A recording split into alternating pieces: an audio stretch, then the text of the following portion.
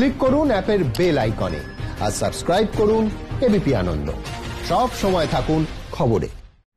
Corona পরিস্থিতিতে এই বছর কুমারী পুজো বন্ধ রাখার সিদ্ধান্ত নিল আসানসোল রামকৃষ্ণ মিশন। হবে না ভোগ বিতরণ, দর্শনার্থীদের মাস্ক পরা বাধ্যতামূলক।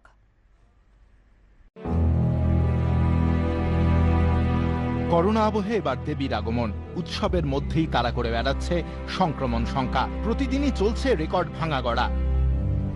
এই পরিস্থিতিতে বেশ কিছু সতর্কতা মেনে দুর্গাপুজোর সিদ্ধান্ত নিয়েছে বিভিন্ন রামকৃষ্ণ মিশন।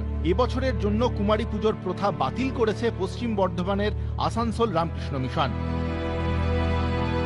বিগত বছরে পুজোর দিনগুলিতে আসানসোল রামকৃষ্ণ মিশনে ভিড় জমাতেন হাজার হাজার দর্শক, হতো ভোগ বিতরণ। এবছর সব বাতিল। মিশনের পক্ষ থেকে জানানো হয়েছে হবে না কুমারী পুজো, সাধারণের জন্য বন্ধ থাকবে ভোগ বিতরণ, বিধি মেনে হবে পুষ্পাঞ্জলি। এত ভিড় এসেছে আসানসোল বুকে, যেটা বলা যেত বেলুমঠের পরের স্থান। সেই জন্য এই যে গ্যাদারিং এর ফলে কি হয়, এই কোভিড-19 যে ভাইরাস কোনো ক্রমে যদি আক্রান্ত হয়ে যায়, সেই পুজোর পারপাসে এসে যদি তাদের সেবার আমরা একটা ত্রুটি করে ফেলি, তাহলে সেটাই আমাদের সেবার ত্রুটি হবে। মেন যে পুজোর একটা অনুষ্ঠান থাকে অষ্টমী দিন কুমারী পূজা, সেটি করা হচ্ছে না। আর একটা জায়গা কি না, খিচুড়ি প্রসাদ অষ্টমী দিন বা অন্যান্য দিন দেওয়া হয়, সেবা করতে সেটাও একটা আশঙ্কা, তাই সেটাও আমরা আমাদের এখানে বন্ধ রাখা হয়েছে। মিশনের তরফে জানানো হয়েছে সামাজিক দূরত্ব বজায় রেখে দর্শনার্থীরা প্রতিমা দর্শন করতে পারবেন। মুখে মাস্ক থাকা বাধ্যতামূলক। দর্শনার্থীদের হাতে তুলে দেওয়া হবে প্রসাদ। বৃহস্পতিবার আসানসোলের বেশ কয়েকটি পুজো মণ্ডপ পরিদর্শন করেন দুর্গাপুরের পুলিশ কমিশনার। সরকারের নির্দেশিকা ঠিকমতো পালন করা হচ্ছে কিনা তা খতিয়ে দেখেন পুলিশ আধিকারিকরা।